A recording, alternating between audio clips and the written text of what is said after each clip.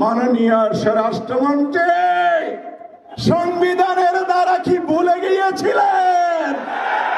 কেন সরকারের আচরণ দেখে মনে হয় না শেখ হাসিনা ভারত পালিয়ে গেছে, ফ্যাসিবাদের পতন হয়েছে, নতুন সরকার গঠিত হয়েছে, এটা মনে হয় না।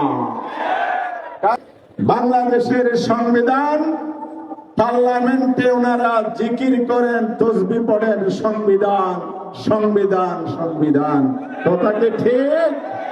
চগরের অফিসে যখন হামলা হয়েছে বিএনপির সন্ত্রাসীদের মাধ্যমে, মাননীয় স্বরাষ্ট্রমন্ত্রী সংবিধানের দ্বারা কি ভুলে গিয়েছিলেন?